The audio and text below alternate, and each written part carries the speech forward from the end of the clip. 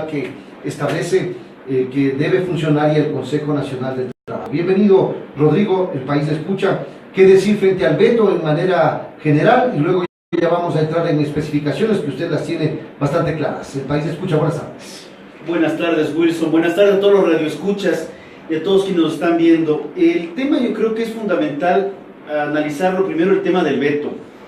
El proyecto de ley nació con problemas. Llegó a la Asamblea, se le hicieron modificaciones que se hablaban de más del 50% de modificaciones.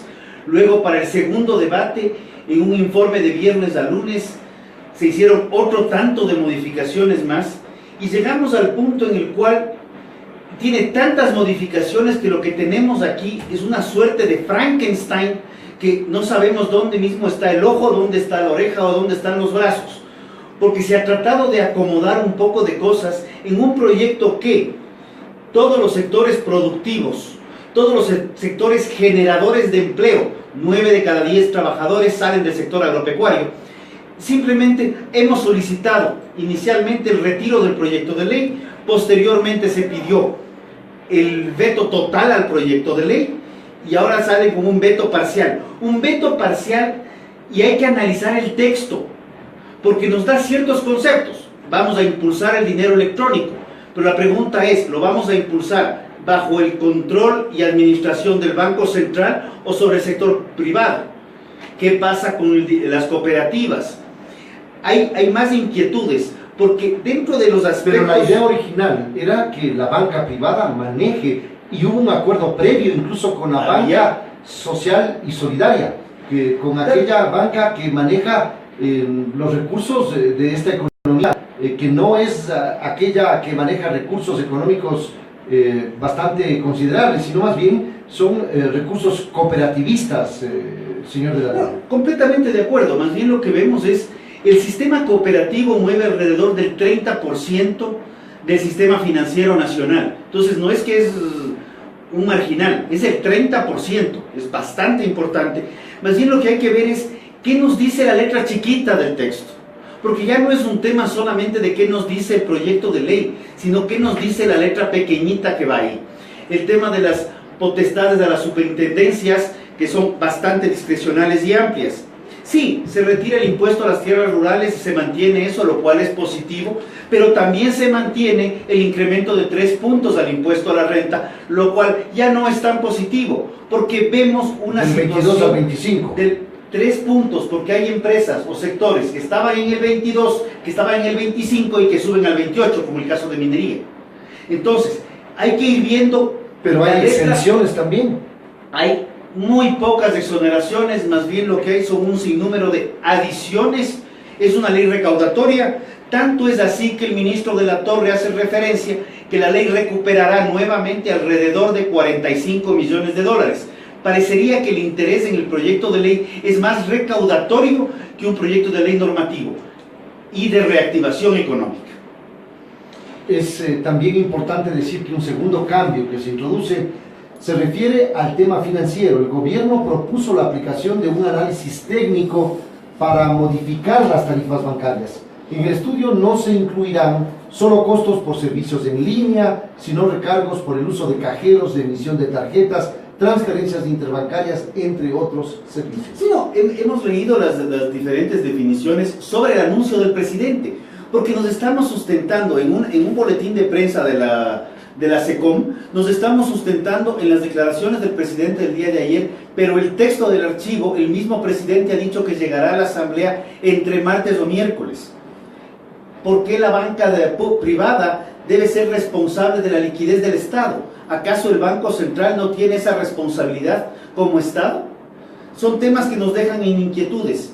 Hemos recomendado al presidente el veto total, no ha querido acogerlo, lamentamos profundamente esta decisión del presidente y tratamos de ver qué va a pasar. Dentro de las notas de prensa estaba revisando que lo que menciona mucho es el hecho de que primero la esencia del proyecto se mantiene y que gran parte de las modificaciones al informe de segundo debate, que fue altamente cuestionado tanto en el movimiento Alianza País como en el resto del Ecuador, pues fue precisamente que los cambios son de forma. El presidente lo asume y tal. Realmente el proyecto de ley no lo vemos como un proyecto de reactivación económica, es un proyecto consolidador de poder discrecional. Pese al veto parcial, es decir, el veto parcial... Es que el veto parcial no cambia la esencia de la ley. Cambiamos un tema de forma, que no se paguen más impuestos por tener menos hijos. Pero vamos al tema de qué es lo que el proyecto de ley consolidaba. El proyecto de ley consolidaba la discrecionalidad de poder en el Ministerio de Economía y Finanzas, daba potestades adicionales a las superintendencias, todas las superintendencias, porque elevaba a falta grave cualquier disposición del superintendente, generaba preocupación en materia de dinero electrónico. ¿Quién lo maneja? Todavía no está claro. Vamos a potenciar los medios en el veto, a través del sistema privado. Pero eso no dice quién va a manejarlo todavía. Hay que leer la letra chiquita de los participación contratos. De entidades financieras privadas, dijo el jefe de Estado en su alocución de anoche. A eso voy. Y empresas privadas, eso? o sea, financieras privadas son financieras privadas. Sí, pero ¿qué significa mayor participación? ¿Significa que vamos a devolver el control del dinero? Un manejo mixto, como un banco central que se ha dedicado en los últimos años a generar billete para prestarle al Estado y luego cobrarse a través de bonos. Pero a generar billetes no son los emisores desde hace mucho tiempo. Esa es la pregunta, ¿de dónde genera el Banco Central los préstamos al gobierno? El dólar es norteamericano, es estadounidense, y lo que está queriendo hacer con estas medidas, entre otras cosas, es no permitir que circule el dinero en efectivo, porque hay mucho desgaste del billete físico. No, el tema del billete físico estamos de acuerdo. Lo que queremos ver aquí, en este proyecto de ley, es una certeza de que el no manejo del Banco Central daba las garantías de la no posible emisión, no de maquinita de hacer billetes como teníamos antes. Esas maquinitas giraban y hacían billetes. Ahora tenemos botones que hacen billetes, que podría generarse el dinero electrónico desde el Banco Central. Si el Banco Central no maneja la liquidez del Ecuador y el Banco Central no emite billetes, ¿de dónde el Banco Central sigue prestándole al Estado varios miles de millones de dólares? Entonces yo creo que hay que tener mucho tino y hay que leer la letra chiquita y hay que leer el texto final del veto antes de poder pronunciarse abiertamente. Sí creemos que pero la percepción inicial y la reacción inmediata es que no ha cambiado absolutamente nada. La esencia de la ley no se ha modificado. Pero este rato ya no hay vuelta a quedar. Ya no hay vuelta a quedar. Simplemente se tiene que publicar en el registro oficial y entra en vigencia el proyecto con estas rectificaciones o ratificaciones que ha hecho el propio presidente de la República. Yo creo que es importante no tomar mis palabras. En la publicación del Comercio del día de hoy, el ministro de la Torre dijo en este tema, la mayoría de cambios son técnicos y de redacción. Añadió, el veto no afectará la recaudación estimada que asciende a 45 millones de dólares. Esta es la triste realidad del veto. Advertimos la problemática de la ley. ¿Qué pasa con respecto al tema de los burós de crédito y los incumplimientos de temas comerciales internacionales? El Ecuador tiene más del 25% de exportaciones totales a Estados Unidos. Esas exportaciones requieren del sistema de preferencias arancelarias y estamos entrando en causales expresos de incumplimiento. Por favor, hay que ser responsables y a los proyectos de ley tenemos que analizarlos en su total contexto y no solamente en 2 o 3 artículos de acuerdo a la conveniencia individual.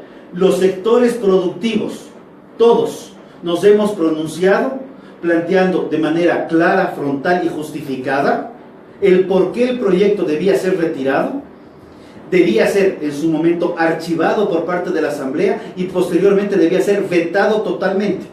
Aquí tenemos un problema de incertidumbre, el proyecto genera incertidumbre y estamos entrando en un año 2018 donde nuevamente tenemos un proceso electoral a puertas, el tema de la consulta, y las preguntas y las certidumbres que se requieren para la inversión no están claras a ver a dónde vamos a ir. Y yo creo que eso sí es un generador de problemas a todo el mundo. Si no tenemos certezas para invertir, si no tenemos certezas para atraer inversiones, ¿a dónde estamos caminando como país? Necesitamos ya, por favor, estabilidad normativa en su gran aspecto y ya no más de estos proyectos de leyes recaudatorios. Estamos dialogando con Rodrigo Gómez de la Torre. Él es el presidente del Consejo de Cámaras y Asociaciones de la Producción, además representante delegado ante el Consejo Nacional de Salarios. No sé si quería argumentar algo más, porque quiero pasar a tema otro adicional. punto. En el documento de la SECOM precisamente dice, además mantendremos la eliminación del impuesto a las tierras, perfecto, y el incremento de 3 puntos de la tarifa del impuesto a la renta, solo para empresas grandes. Esto lo hemos mencionado en varias ocasiones. Código de la Producción determina qué es una micro, pequeña, mediana y gran empresa. Y grandes empresas son más de 5 millones de dólares en facturación. Así está definido aquí en el Ecuador. Cuando hablamos de empresas grandes, el proyecto de ley hace referencia a 500.000 dólares. 500.000 dólares. Grandes, 500.000. El proyecto de ley hace referencia que por debajo de los 500.000 dólares, hasta el segundo debate, no se considerará el incremento de los 3 puntos ni el anticipo de impuesto a la renta. Pero la gran masa de trabajadores, la gran masa del empleo pleno que el Ecuador tiene y que está sosteniéndose, está en estas empresas que superan los 500.000 dólares. Lo que el Ecuador requiere es que las empresas puedan articular y crecer, no que lleguen a un techo en el cual le digan, a partir de aquí yo te voy a cobrar más impuestos, te voy a poner el anticipo, te voy a poner más normas y más reglas. Necesitamos articular para crecer, no para limitar el crecimiento. Quiero abordar un tema adicional con Rodrigo Gómez de la Torre, que es delegado ante el Consejo Nacional de Salarios. Debemos que toma fuerza y respira, porque no sé si es la segunda vez, de acuerdo a los datos que tengo como memoria en mi ejercicio profesional, en que se ponen de acuerdo los empresarios del gobierno y los trabajadores para la fijación de las remuneraciones que requerirán para el sector privado a partir de enero del 2017. Subirá 9 dólares, no sé si es que los trabajadores, con qué trabajadores estuvieron dialogando, porque el salario, la actual remuneración básica unificada es de 366 dólares y han decidido incrementar a 375 dólares luego de una larga reunión que duró 3 horas. ¿Quiénes son los representantes de los trabajadores que están de acuerdo con ese incremento de 9 dólares? No hay acuerdo del año 2017. Lo que está haciendo referencia es lo que pasó el año pasado. El año pasado se analizaron las cifras de crecimiento, o casi de crecimiento. Se analizaron las cifras con respecto a las productividades y vimos que la productividad era negativa. Se analizó el tema de la inflación proyectada para el año 2017. Y creo que son importantes estos datos para recordar. En el año 2016 se proyectó, de acuerdo al Ministerio de Economía y Finanzas, que la inflación proyectada para este año iba a estar en 2.5%. De acuerdo a las nuevas estadísticas ya sobre la vida real, probablemente estamos cerrando el año 2017 con una inflación de 0,26%, porque ya los últimos 3 meses del año, y es la primera vez en más de una década que se produce, tenemos inflaciones negativas. Estamos más bien... Pero no hay consumo, hay deflación. Exactamente. Cuando no hay consumo y cuando entramos en tendencias deflacionarias, no podemos hablar de deflación todavía. Cuando entramos a esas tendencias, la gente muchas veces se frena a consumir esperando que baje más. Al frenarse el consumo, las empresas que produjeron no tienen a quién vender. Entonces comienzan a despedir o desvincular trabajadores. Cuando desvinculan trabajadores, engrosamos las filas del subempleo o del empleo inadecuado. Y las cifras del INEC para el año 2017 lo están probando. Hay que tener muchísima responsabilidad, y esto hacemos un llamado al gobierno. Hay que tener mucha responsabilidad para ver qué definición se toma. La reunión de este año... Pero el incremento está atado, claro, el incremento está atado a la inflación. Yo le decía de manera irónica, aquello que lograron los representantes de la CUT, de la Central Unitaria de Trabajadores, que estuvieron representados en el Consejo Nacional de Salarios con el ministro de Trabajo en ese entonces, me parece que Leonardo Berresueta, y decidieron de manera unánime con empresarios y gobierno el incremento que ahora rige de 370 a 375 dólares. Ahora yo no le veo que sea posible lograr un acuerdo, porque los demás gremios sindicales alzaron su voz o gritaron su voz al cielo diciendo que no estaban de acuerdo y no estaban representados por la CUT. Bueno, yo creo que ese es un tema que lo podemos discutir ampliamente, si es que están o no están representados en la CUT. Realmente lo hemos dicho y lo dijimos el año pasado, extrañamos profundamente en el Consejo Nacional del Trabajo a las centrales tradicionales. Yo creo que es importante que el debate sea completamente amplio, pero el debate tiene que ser responsable también. Cuando vemos aunque las haya cifras, contradicciones de cifras y eso es lo más. contraposición. Cuando hay debate, hay contradicción, hay contraposición. Las cifras son frías. Cuando estamos viendo el tema de la canasta básica familiar y vemos que la canasta básica familiar es de $700 Y el sueldo es 375. 375 multiplicado por 14, porque son 14 sueldos al año. Y ahí se considera que hay 1.6 personas por Perceptores, familia claro, que están trabajando. más de 1,5 Entonces, por familia. Más de 1,5. Llegamos a los $700. Vemos de que la canasta básica familiar, de acuerdo a las estadísticas del INE, que yo trabajo con las estadísticas oficiales, no podemos inventar datos ni para arriba ni para abajo, es de 706,31. Estamos viendo que estamos muy cercanos a la canasta y que hay que buscar sostener la canasta básica, hay que buscar darle herramientas. Cercanos, usted suma los décimos más Aquí está las 12 sumando remuneraciones, están las 12 14 remuneraciones. para los básicos, porque también hay gente que percibe un poco más y que estaría cubierto, pero va más allá de eso. Aquí hay un tema de cómo ha ido creciendo el subempleo, empleo inadecuado, y cómo ha ido decreciendo el empleo pleno en los últimos meses. Eso creo que hay que considerar. No hay peor trabajo que el que no hay. Y lo que estamos viviendo en el Ecuador es que hemos regresado a los niveles de que 6 de cada 10 ecuatorianos no tienen empleo pleno. Y lo que debemos hacer no es solamente emitir una ley denominada de reactivación económica, sino tenemos que tomar medidas de reactivación económica. Entonces, buscar más acuerdos comerciales, buscar una dinamización del sector productivo. Está completamente parado. Ley de plusvalía se va a consulta el próximo año. Esperamos que la ley sea derogada definitivamente y no volvamos a discutir un tema tan nefasto como de esta ley. Y hay que ir viendo cómo construir el país de desarrollo y de crecimiento. No podemos seguir con una política completamente sancionatoria y recaudatoria cuando la gran mayoría de esta recaudación se está yendo en burocracia y tramitología, que lo único que hacen es restarle competitividad al país, porque creamos una institución, le ponemos burocracia y luego le ponemos trámites para que esa misma burocracia trabe las actividades del sector privado. Pero no podemos. ¿tienen una propuesta como sector empresarial? ¿Ustedes tienen una propuesta de incremento? Más allá de lo que estipula la norma, anclado al índice inflacionario. La norma determina varios parámetros. Hay 3 parámetros. Son varios realmente. Productividad es uno de esos. La productividad en la gran mayoría de los sectores en este momento Pero la es productividad negativa. puede ser subjetiva, ¿no? Dependiendo de la visión del sector a lo que se representa. La productividad se mide en función de datos del Banco Central. Aquí sí, el INEC, el Banco Central, el Ministerio de Economía y Finanzas, nosotros adoptamos estas cifras, porque no es que generamos cifras propias, probablemente podemos hasta cuestionarlas. El año pasado anticipamos que la inflación proyectada probablemente no llegaba al 0,6%. De hecho, fue el 0,26%. Tuvimos todavía casi el doble de lo que está el país. Entonces, lo que hemos visto es que se está sosteniendo el empleo, hay que trabajar en eso, hay que trabajar en reactivación económica, porque no es un tema solamente de salarios básicos, y yo sé que esto puede ser contradictorio o puede ser polémico, es un tema de generar más empleo.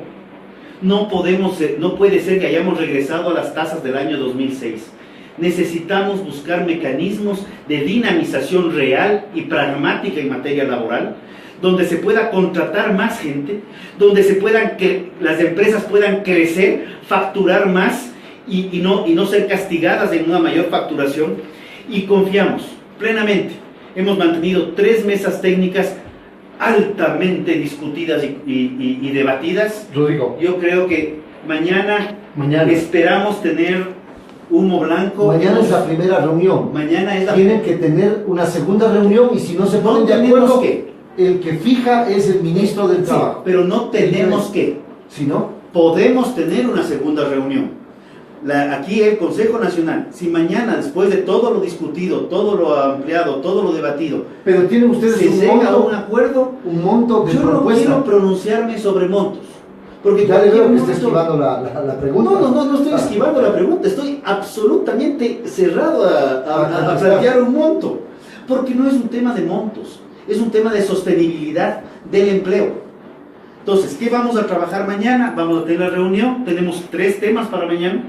Tenemos el tema de los salarios, a partir de la fijación de la definición o posible fijación del salario, tenemos que trabajar todavía la 3ª reunión de las comisiones sectoriales y tenemos que tratar un tema que es neurálgico.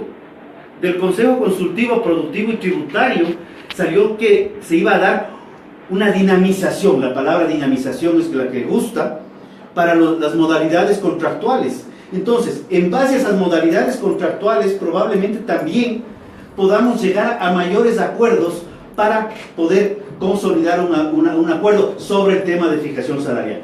Yo tengo esperanzas en que tanto trabajadores como empleadores podremos nuevamente llegar a un acuerdo. Confiamos que el gobierno también comprenda que hay una realidad más allá de las cifras políticas, porque más parecería que estamos en una discusión política que técnica, y más allá de las cifras políticas poder llegar a un acuerdo claro que nos beneficie a todos como Ecuador y no solamente como un sector.